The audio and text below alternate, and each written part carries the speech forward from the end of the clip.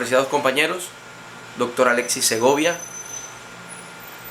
para nosotros es muy grato presentar el producto de nuestro trabajo de investigación en análisis crítico en escenarios complejos.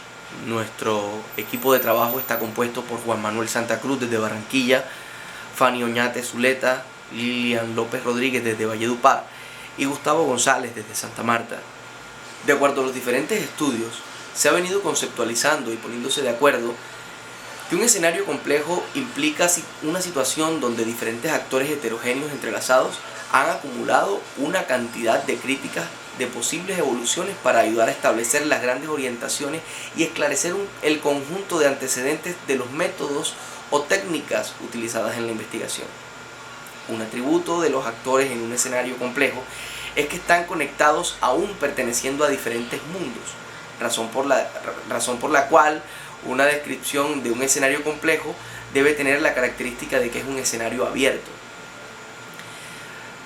Construir un escenario complejo es un intento de hacer visible un posible punto de reconocimiento de la conexión entre actores, a diferencia de otros escenarios de problemas a resolver con variables conocidas.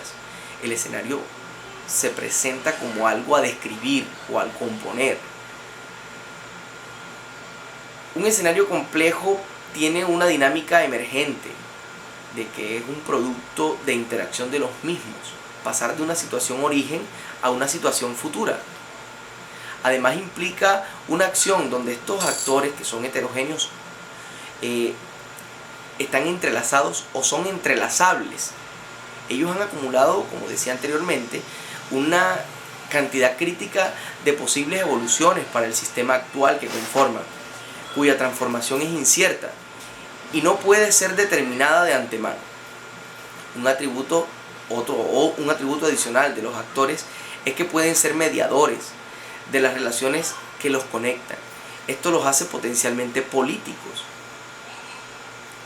Se distinguen dos tipos de escenarios: exploratorio, que parten de tendencias pasadas y presentes y conducen a futuros verosímiles. Y el otro tipo de escenario es un escenario de anticipación o normativo. Se constituyen a partir de imágenes alternativas del futuro y pueden ser deseables o rechazables. Estos escenarios exploratorios o de anticipación pueden, por otra parte, según se tomen en cuenta las evoluciones más probables o más externas, ser tendencia o contrastar las afirmaciones antes de utilizar la autenticidad de las cosas. Buenas tardes, compañeros de la materia análisis crítico en escenarios complejos. Doctor, mucho gusto, mi nombre es Lilian López, pertenezco al grupo número 2, métodos de análisis. Dentro de los métodos de análisis hemos venido estudiando el método de análisis prospectivo, el método de análisis preventivo y a mí me corresponde el método de análisis proyectivo. Como su nombre lo indica, proyección viene del latín projectius, que significa proyectar, ejecutar después de, ¿sí? Evaluar. El método proyectivo es utilizado más que todo en la ciencia del psicoanálisis, la psicología, parapsicología y una herramienta de la medicina forense.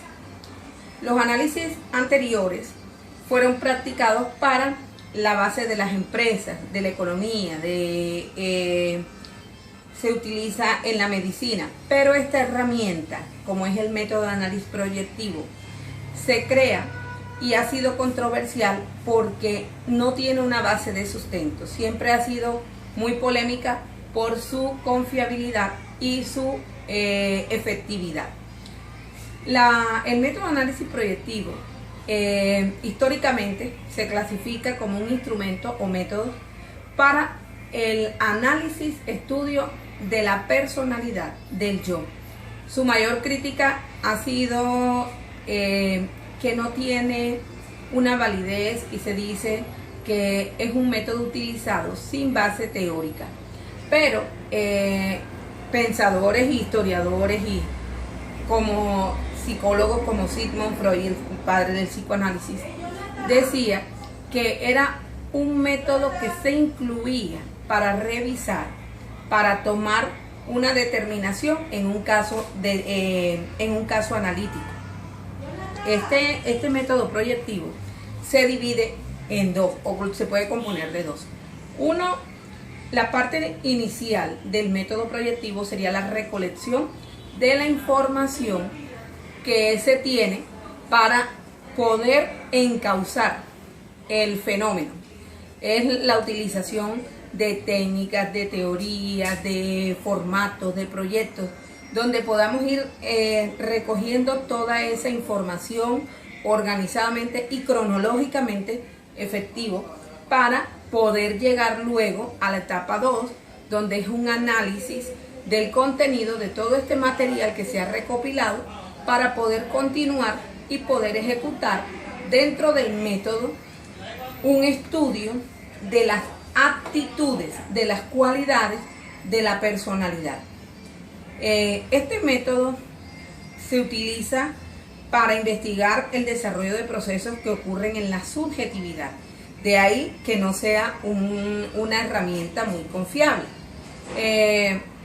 Muchos indican que son instrumentos que median para obtener y canalizar información, pero que de otra manera también serían intangibles, pues porque se basa en actitudes del sujeto, no tienen un contexto genérico desde la grafología y la escenografía, que serían unos escenarios que determinarían el proceso en sí para poder ser confiable. El método proyectivo, según Sigmund Freud, cuando habla de su teoría en el psicoanálisis, este era un neurólogo austriaco que lo utilizó en pacientes con síntomas que no podrían explicarse. Muchos dicen dentro de sus teorías que Sigmund Freud analizaba pacientes con enfermedades de la psiquis que se llevaron a proyectarse dentro de teorías esquizofrénicas. Así lo plantean muchos. Continuando con Sigmund Freud, hablaba del método de análisis proyectivo que direccionaban las tesis a la parte psicosométrica, donde el individuo era el estudio del caso. A partir de su subjetividad, de sus emociones, de su parte intrínseca, era la teoría que ellos iban a aplicar, buscando la metodología que aplicarían dentro del proceso de tratamiento. Es muy cierto que dentro de la definición de proyección se utilizan frases que vienen del latín y que marcan un entorno de base para poder continuar dentro del mismo método. Esa proyección en el método que se utiliza marca definitivamente el cuestionamiento que se hace para buscar las directrices y qué se plantea para luego qué se va a ejecutar. Sigmund Freud, valga su aporte dentro del proceso del psicoanálisis y de su conocimiento neurológico, decía que el cerebro era una máquina de producción donde se canalizaban historias, métodos, frases, la misma teoría del saber, de hacer, del planear, del ejecutar. Era el constante movimiento del cerebro que hacía un mecanismo de defensa incluso para cuando iba a ser evaluado y analizado la persona. Este método también lo explica Jung cuando habla de que la raíz del concepto de proyección debería ser comprobado desde la misma forma del yo, de que no solamente podría ser subjetivo, de que también analizando la estructura y conformación de ese ser humano podría tratarse el método proyectivo para tomarse en cuenta y evolucionar durante todos los procesos del psicoanálisis. la crítica que se le hace a Jung dentro de su participación en el método proyectivo era que él hablaba de que la parte cognoscitiva del ser humano no estaba puesta a llevarse a ejecutar o a analizar o a canalizar. Él decía que se miraba el ser humano como tal, pero que su intrínseco, que su parte cognoscitiva, el conocimiento no era objeto de estudio, ¿sí? Él termina con un concepto que Bell da dentro de este mismo proceso, donde dice que dentro de la proyección de este mismo ser había que tener muchos apartes significativos para poder ser no controvertidos y sí discutibles, pero que sean de confiabilidad. Por eso es que este método sigue muy ambiguo, y aunque lo utilizan como herramienta dentro del psicoanálisis, de la parte psicológica, de los estudios forenses, la medicina forense la toma como muy efectiva, pero sigue siendo de disgregación porque se hace con la toma de la actitud, de la parte cualitativa y no cuantitativa. Son datos que no se van a poder cuantificar ni se van a poder escalar. Dentro de la definición de todos estos métodos hemos encontrado que tenemos unas técnicas proyectivas que se utilizan para generar un resultado. Este resultado se desarrolla a través de unas 5.000 técnicas que utilizan ellos dentro del concepto cognoscitivo. Estas técnicas pueden ser de forma cualitativa, de forma perceptiva, de forma subjetiva, pero todas llevan a una conducción de mirar qué es el más allá. No se puede predecir de dónde partió, de dónde sale, cómo se crea, pero sí qué va a suceder en un futuro. Los fundamentos teóricos del método proyectivo tienen base teórica como tal el psicoanálisis, donde Jung aporta un test de asociación de palabras. En este test de asociación de palabras, Jung hablaba de construir la técnica desde todo aquello que pronunciaba el sujeto en el querer demostrar. Cuando el sujeto entra a la entrevista a ser analizado desde su contexto, empieza a emitir palabras que crean frases, y eso sería tomado para la valoración del test de palabras. También Ross en 1920 habla dentro de las técnicas utilizar al sujeto desde su comportamiento. Murray trabaja más el sentido de pertenencia y de correlación de las teorías, decir cómo se comporta, cómo es, cómo viene y qué se va a hacer.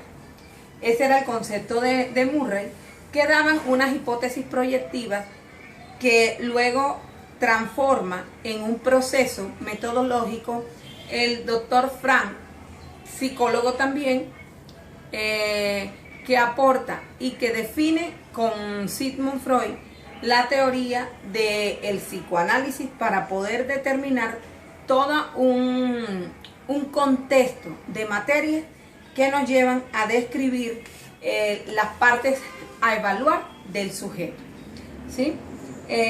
Su fundamento lo hacen en técnicas para evaluar psicoanálisis, el psiquis, la parte interna y de su desarrollo emocional.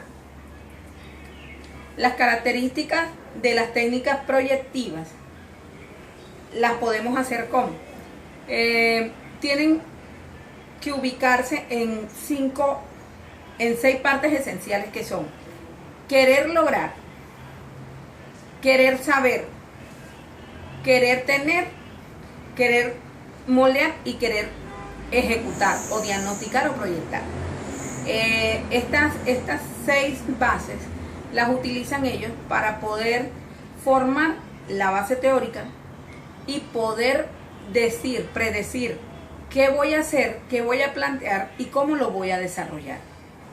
Es cuando en la medicina forense se aplica para la investigación de casos. Se genera un fenómeno. Ese fenómeno se utiliza desde el punto de vista del acto. Ya se creó el fenómeno.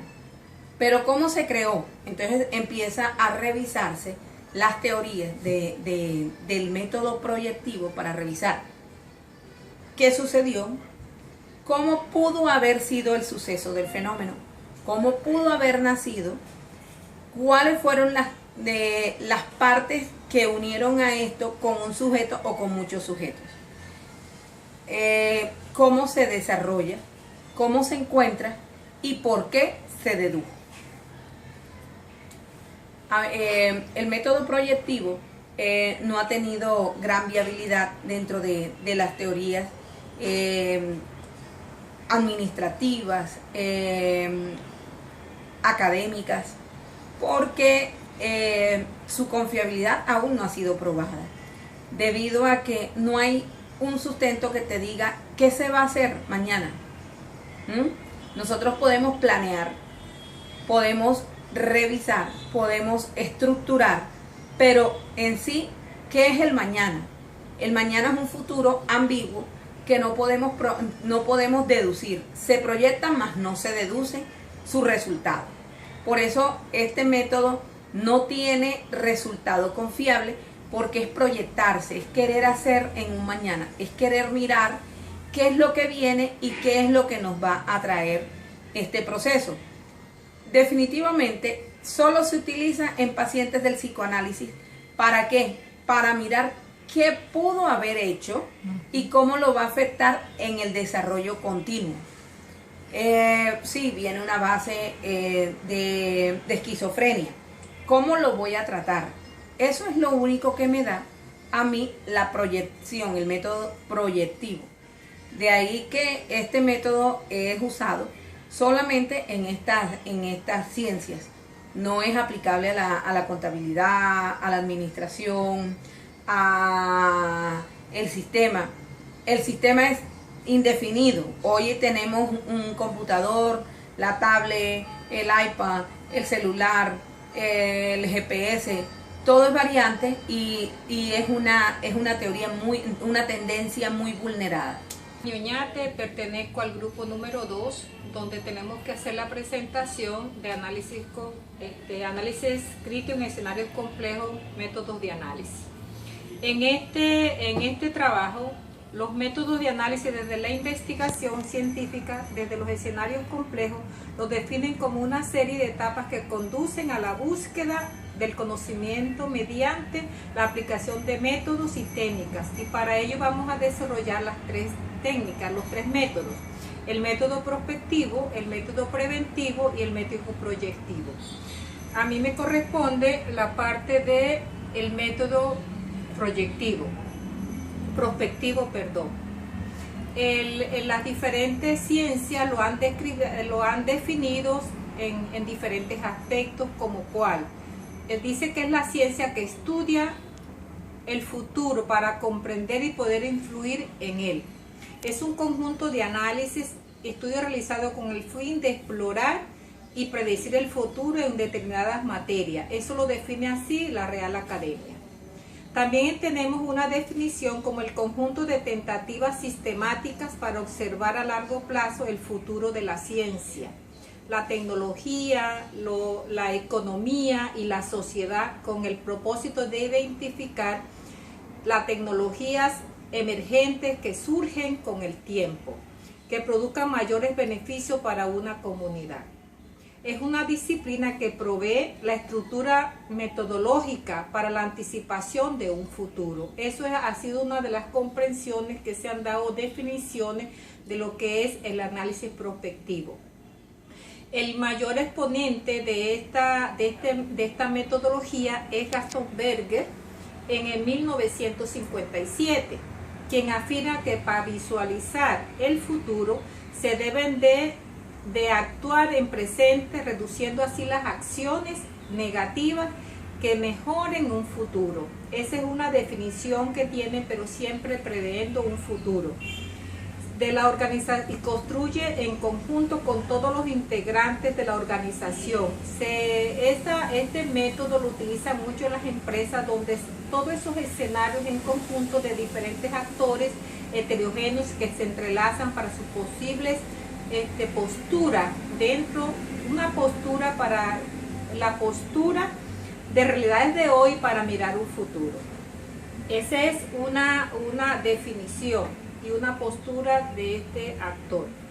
La prospectiva estudia de manera metodológica,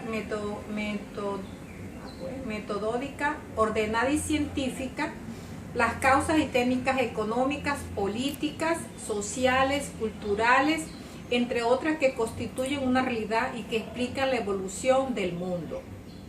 Del mismo modo, facilita la elaboración de hipótesis que explican y permiten prever secuencias de acontecimientos que pueden surgir de la conjugación de influencias de variables que componen una realidad. Siempre el estudio es de acuerdo al presente, miran las variables que pueden incidir en el futuro. Eso es la prospectiva. En Klingberg, en 1966, hace prospectiva, implica que dice que es una consecuencia de descubrir algunas respuestas a la naturaleza. Interrogante que al respecto se hacen los directores en las empresas. Él lo trabaja mucho a nivel empresarial. La prospectiva provee unas herramientas concretas para la planificación estratégica. Como se mueve mucho a nivel empresarial, siempre se están dando unos escenarios estratégicos entre los actores, en especial para la planificación de contextos que evidencian profundas turbulencias y que con frecuencia rodean el accionar de la gerencia privada y social. Las herramientas de la prospectiva permiten comprender ciertas indefiniciones del entorno y explicar las aparentes inexactitudes del presente. Facilita la exploración de las consecuencias que los diferentes desenlaces pueden tener en el futuro, siempre mirando el presente. El método de la prospectiva permite arribar a resultados, pero él mismo supera el uso literario y periodístico que parece tener la futurología. Esa tiene que darse una diferencia entre la futurología, porque la prospectiva no se puede considerar como si fuera un oráculo del porvenir, que como si se fuera a adivinar. No, esto es un estudio que se hace de acuerdo a unos antecedentes, de acuerdo a unas variables que se van presentando. Se puede predecir un futuro de comportamiento de una empresa o de cualquier fenómeno que se esté presentando. Permite transitar desde la situación actual hasta otra situación futura deseable, posible, describiendo coherentemente dicho tránsito. Eso lo dice también Licha en el año 2000.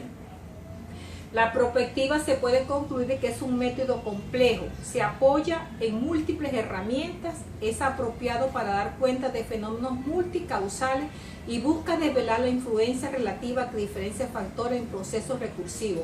Este es un método que se utiliza mucho en todos esos fenómenos o estudios epidemiológicos que son de causa-efecto. Lo utilizan mucho en la perspectiva este método.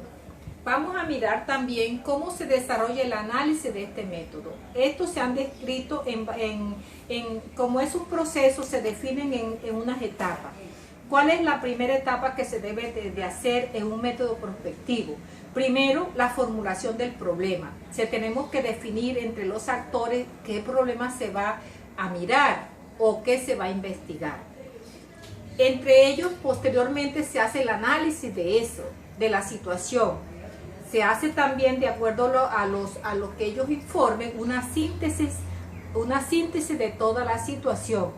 Identifican las alternativas o representativas que inciden en el futuro de esa situación y posteriormente las deducciones o consecuencias de cada alternativa del futuro. Esas son las etapas porque son dentro de un proceso. Existen muchas herramientas utilizadas en este método. De la gerencia social, al iniciar un proceso de comprensión del futuro mediante la construcción de herramientas de la gerencia social. Ayuda a iniciar un proceso de comprensión del futuro mediante la construcción de escenarios a fin de disponer de un modelo mental que permita analizar el ambiente, las variables que lo constituyen, los actores involucrados, los conflictos que eventualmente enfrenta y la generación de un árbol de opciones que en forma de microescenarios hacen parte del futuro que se pretende anticipar. Estas son las etapas que tienen que organizar cuando se va a utilizar este método. Como herramienta de apoyo de las distintas metodologías prospectivas se pueden citar instrumentos de predicción como se alistan a continuación. Se pueden utilizar diferentes instrumentos de acuerdo al fenómeno o el estudio que se va a realizar. Entre estas tenemos el de extrapolación. ¿Qué es? Es el intento de entender el futuro, pautas de comportamientos observadas hasta el presente. Se implementan a través de un modelo matemático que, conociendo a todos los datos del pasado y las condiciones de contorno del presente, describen el futuro, el comportamiento del tema bajo estudio. Esto es simple, este es totalmente de observación. Los indicadores correlacionados es el otro instrumento. Conocida la serie en el tiempo de un cierto parámetro y dando por supuesto que de dicha serie se conoce lo suficiente como para crear cómo va a evolucionar los siguientes años. En estos métodos los actores tienen que ser personas de mucho conocimiento, que conocen unas historias, conocen unas investigaciones y tienen que predecir cómo va a evolucionar este fenómeno, este estudio con los años. Si este parámetro está ligado con aquel que constituye el objeto de la relación entre ambos, se puede inferir que va a ser el comportamiento del segundo. Si yo conozco el comportamiento de algo de este año, por decir algo, con todas esas variables que estoy estudiando, puedo deducir qué va a pasar en el futuro o qué va a pasar en el siguiente año. El otro modelo son los modelos causales. Se puede implementar en la medida que se conozca la relación causa-efecto. Este es uno de los modelos mayor utilizados entre conjuntos de variables o parámetros y a partir de la misma puede establecerse un determinado modelo matemático y de allí una relación de comportamiento. Este modelo causal son utilizados mucho en esos estudios epidemiológicos de causa-efecto. Voy a poner un caso, por ejemplo, el caso de la desnutrición. Son modelos multicausales que tienen que utilizar diferentes variables para ver cuál es la variable y qué estrategia se tiene que lograr para definir una situación de desnutrición, por decir. Entonces, de acuerdo a la causa que se está dando, presenta el efecto. Es muy marcado en estos casos de estudio en la parte de salud epidemiológica. El modelo estadístico se lleva a cabo a través de una asociación estadística entre las variables que han de predecirse. Midan todo el historial de esa situación y a partir de un único punto de partida siempre se va a analizar. Otro actor, Godet, en el 2000 plantea lo siguiente: el mundo cambia pero los problemas permanecen, haciendo referencia a que cada época es única sin tener en cuenta ningún precedente, desconociendo la historia y la memoria. Ese fue su punto de vista, Godet, en el año 2000. Que los acontecimientos tienen unas consecuencias que lo llevan a una evolución. Él dice que todo va evolucionando, si hay una causa puede haber un efecto, pero lo da por el tiempo. Ese es su punto de vista. Que no es necesario que se usen las herramientas complejas para leer la complejidad de la realidad. Él plantea también que no es necesario que se usen estas herramientas complejas, porque la realidad se va presentando. Dentro de los métodos prospectivos también encontramos los cualitativos, que brindan significado a eventos de intersección. Como esto es mucho de la parte, se ve toda esta perspectiva, es muy subjetiva. El método cualitativo hace mucho énfasis en eso, en los eventos y la percepción que dichas interpretaciones hacen los actores que están interviniendo en esa situación, porque es muy subjetiva y da la creatividad. Por lo general son difíciles de corroborar porque son concepciones subjetivas. Entonces, ¿cómo lo pueden demostrar? Se tienen que basar tomando otros métodos estadísticos cuantitativos para poderlo demostrar. Es importante resaltar que estos métodos desprenden unas técnicas que llevan implícita un recorrido muy específico desde la comprensión del presente. Ellos han desarrollado diferentes etapas. Ellos dicen que los métodos cualitativos tienen que tener unas etapas como cuál, que es la primera etapa que ellos consideran que es la preparación o la definición del equipo prospectivo. Consideran que ningún fenómeno, ningún estudio puede dar independiente cuáles son los actores y cuáles son los perfiles para tratar ese futuro. Entonces esa es la primera etapa. La segunda es la caracterización del sistema en estudio y se realiza bajo el análisis. Pueden utilizar la metodología o las técnicas DOFA, donde se da oportunidad de fortalezas y amenazas. Hacen unos cuadros hipnóticos donde están relacionando cuáles son las fuerzas específicas para el análisis de las variables y cuál variable tiene mayor peso para lograr definir el futuro o lo que se piensa lograr. Las tendencias y mirar las tendencias también se tienen que analizar en el futuro. La etapa 3 se determinan las variables. ¿Cuáles son las variables?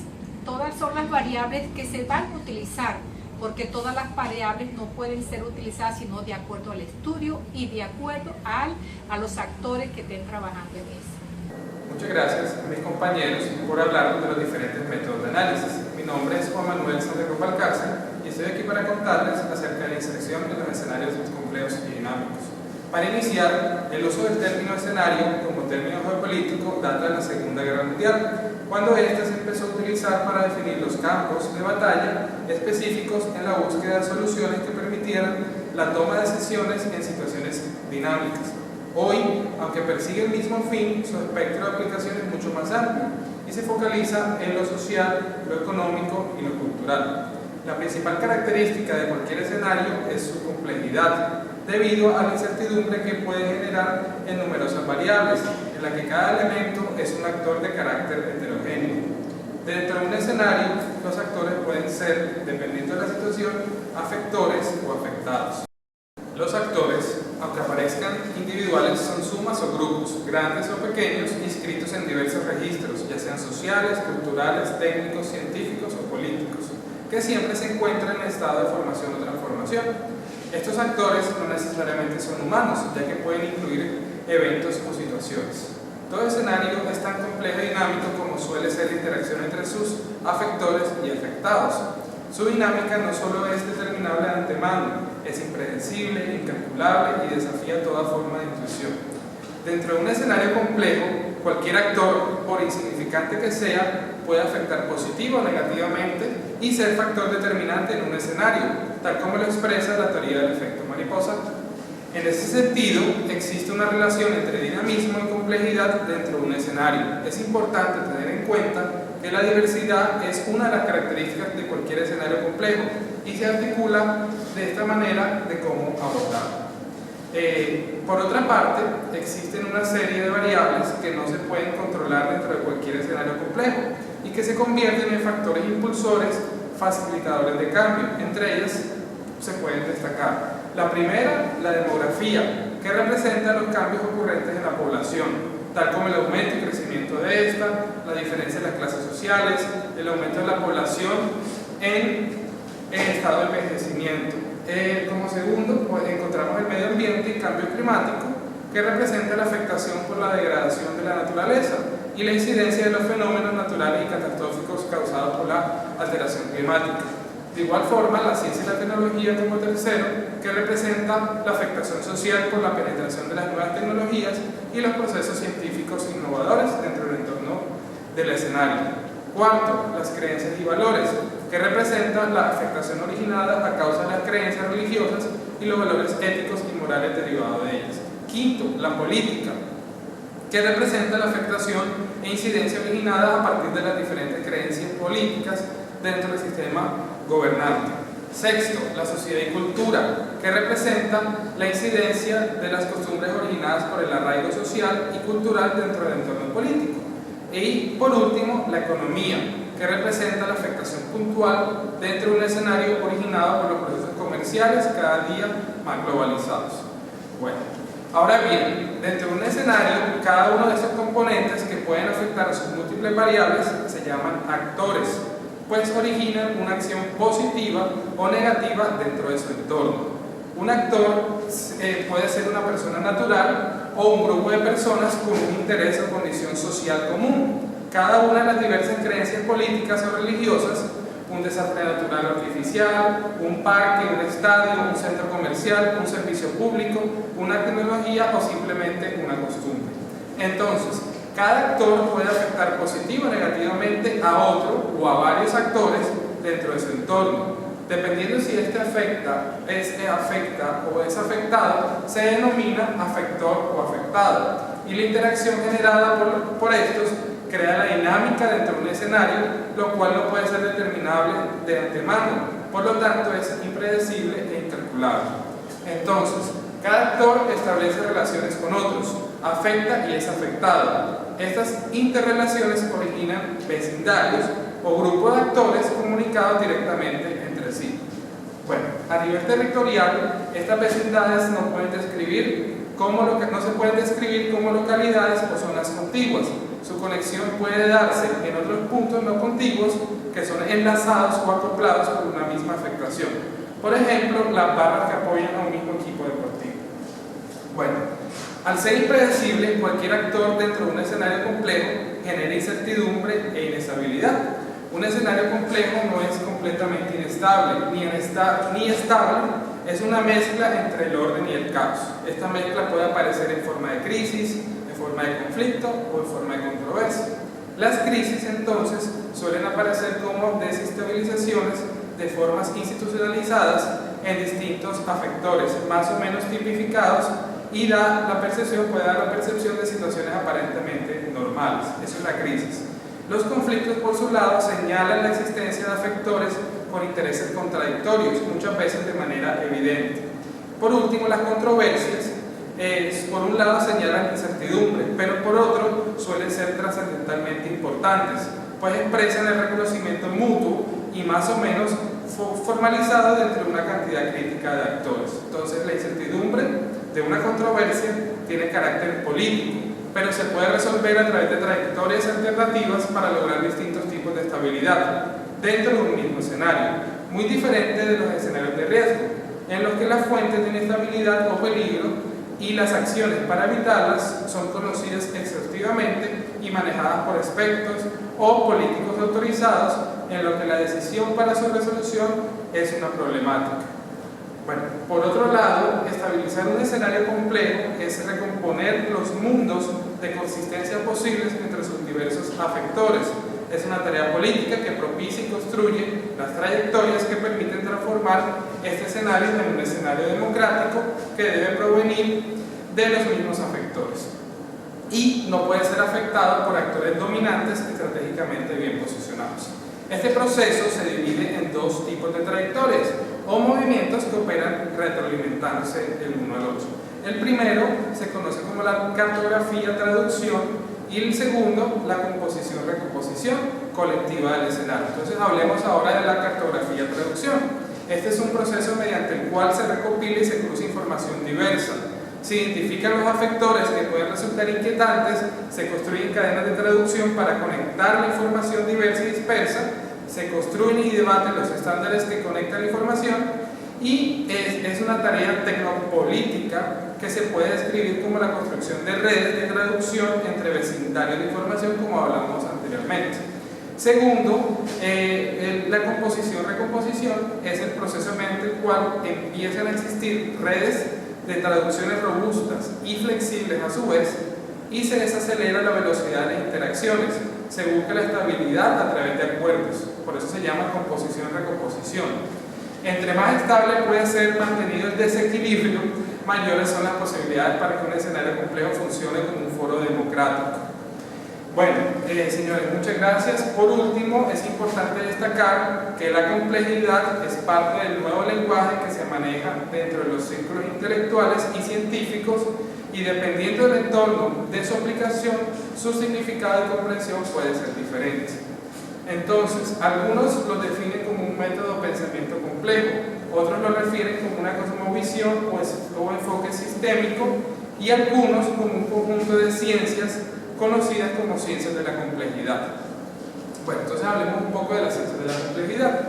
Estas ofrecen un ambiente interdisciplinario que permite estudiar, caracterizar y en muchos casos predecir y controlar su aplicación gracias a algunas herramientas, tales como la teoría de las redes, la automatización celular, sistemas dinámicos y caos, teoría del caos o efecto mariposa, que lo mencionamos anteriormente, física de las transiciones de fase, estadísticas o teorías de la información, fractales, modelos de basados en agentes. Son muchos. Bueno, muchas gracias a todos ustedes por su atención. Cedo la palabra para continuar con un caso práctico de la actividad. Muy amable, muchas gracias. Buenas tardes. A continuación se realizará la presentación del caso práctico de la perspectiva de la educación. La educación en nuestro país se viene desarrollando desde la base que sostiene 3 ejes fundamentales como lo son cobertura, eficiencia y pertinencia. Para ello se han expedido una serie de políticas públicas, entre ellas la de mayor relevancia en los últimos 10 años es la revolución educativa, con la cual se ha pretendido ofrecer a la población más vulnerable las oportunidades para acceder y permanecer en el sistema educativo, recibiendo una educación oportuna, creativa y pertinente, de tal forma que pueda hacerle frente a los retos que impone un mundo globalizado y competitivo, en donde lo social, lo económico y lo humano son factores categóricos para lograr un país innovador y productivo. Se ha planteado el gobierno nacional desde sus planes de desarrollo, el plan decenal de educación y el plan decenal de las TIC, fortalecer acciones tendientes al afianzamiento de la calidad de la educación, proponiendo una educación por competencias específicas, fomentando la capacidad competitiva y haciendo uso de las nuevas tecnologías de la información y comunicación, lograr además la articulación de la educación en la media con el sector productivo y asimismo estimular los procesos investigativos en los estudiantes, favoreciendo de esta forma la permanencia de los mismos en el sistema educativo. Lo anterior asociado a la incorporación de unos estándares diseñados desde el Ministerio de Educación Nacional, de los cuales deben apropiarse los docentes e incorporarlos a sus planes curriculares para ofrecer una educación pertinente, la cual debe ser acorde a las exigencias del contexto que los rodea, en donde prevalezca la promoción de un aprendizaje autónomo, un trabajo colaborativo, la actualización permanente de los docentes, como también la formación de unos ciudadanos con responsabilidad social. Contrario a lo anterior, observamos una problemática enfrentada hoy día por las instituciones educativas en el orden nacional. Tal es el caso de conocimiento amplio en las instituciones educativas del distrito de Santa Marta, en Magdalena, Colombia. Se evidencia la carencia de las competencias tecnológicas en los docentes, la falta de estrategias de aprendizaje en el salón de clase, una descontextualización de los procesos de formación docente y una ausencia de componentes para la transformación curricular. Al igual, estas evidencian las desventajas competitivas que manifiesta el personal docente con respecto al uso y manejo de las TIC, las cuales no son congruentes con los lineamientos contemplados en el Plan Decenal de Educación, incluido por el Ministerio de Educación Nacional, y que revelan la necesidad de fortalecer los procesos pedagógicos, reconociendo la transversalidad curricular del uso de las TIC para apoyar la investigación pedagógica. En efecto, existen educadores que carecen de competencias tecnológicas, por tanto, las aulas de clase continúan asistidas por el tradicionalismo, la falta de creatividad, así como también ambientes cargados de rutina, aprendizajes basados en conocimientos memorísticos y teóricos, una desarticulación de procesos académicos respecto al uso de las TIC, desorientación, presencia de antivalores, ausentismo estudiantil, desmotivación de los estudiantes en el contexto de aprendizaje y patrones conductuales de los docentes centrados en el autoritarismo pedagógico. Lo anterior ofrece repercusiones en el resultado académico de los estudiantes, los cuales muestran un bajo rendimiento, no calificando en las pruebas externas, que son las pruebas saber que se realizan en Colombia, las cuales tienen como finalidad monitorear la calidad de la formación que se ofrece en los establecimientos de educación media, al igual que seleccionar estudiantes para la educación superior. Es decir, su intención es mostrar los altos niveles de calidad educativa sobre la base de los hallazgos que exhiben los centros educativos en Colombia. Por tal razón se hace necesario ajustar el presente a partir de un futuro posible, probable y deseable. Asimismo, definiendo los escenarios que propicien un replanteamiento de todos los procesos del sistema educativo y con ello anticiparnos a la reconstrucción de la educación a partir de las necesidades de hoy y del mañana, asociándolo a los recursos disponibles. Por tal razón, se requiere en el corto plazo una revisión de las políticas públicas y con ello un ajuste que conlleve a compensar las desigualdades visibles en el sector educativo para lograr que los beneficios no sean para unos pocos sino para la gran mayoría de los ciudadanos. Como ejemplo, el acceso a las tecnologías de la información y comunicación sea en igualdad de oportunidades para todos. Se plantea un escenario posible en donde la educación y la generación de conocimientos deberán estar estrechamente ligadas a la cultura y a la vida social, asociados a las dimensiones cualitativas del ser y a la interacción con los sectores políticos, económicos, culturales y productivos, que conlleven a la conformación de alianzas estratégicas para el logro del desarrollo integral de la sociedad. Es decir, una educación que no esté al margen de los condicionantes actuales, en la cual haya un reacomodo de la revolución tecnológica en el sistema educativo. Una educación que desde los niveles medios se trabaje por la articulación con la media técnica, en donde a través de los ciclos propedéuticos los estudiantes puedan pasar de la técnica a la tecnología y de allí a la profesional o educación superior. Todo ello establecido por la conformación de entornos educativos y culturales rodeados por las TICs, orientados hacia un mundo de construcción, una educación que responda adecuadamente a las demandas de una sociedad cambiante, en donde los estudiantes estén preparados para convivir con sus nuevas exigencias. Lo anterior requiere un escenario en el cual las instituciones educativas estén provistas de una excelente infraestructura tecnológica, física y una adecuación necesaria de la conectividad permanente y además que sea permanente. Los docentes deberán estar apropiados desde sus planes curriculares del contexto que los rodea, es decir, ajustados a partir de herramientas tecnológicas y trabajándose de manera transdisciplinar e interdisciplinar. Al igual que los docentes deben estar capacitados ampliamente, haciéndole frente a las exigencias del mundo cambiante, en donde la comunidad de aprendizaje haga uso del Internet y la intranet, propiciando el establecimiento de redes de aprendizaje y fortaleciendo la reflexión y el desarrollo conjunto de proyectos educativos. Se visiona una educación enmarcada en la cultura audiovisual, es decir, una educación basada y sustentada en sistemas tecnológicos de comunicación de base esencialmente interactiva, todo ello bajo el concepto de tecnología apropiada. Se plantea un escenario humanizador e incluyente, en donde las personas o estudiantes en desventajas físicas puedan potencializar sus funciones disminuidas, haciendo uso de las tecnologías que éstas no estén jerarquizadas y con ello lograr la universalización, en donde toda la sociedad tenga acceso oportuno y pertinente a las tecnologías de la información y las comunicaciones.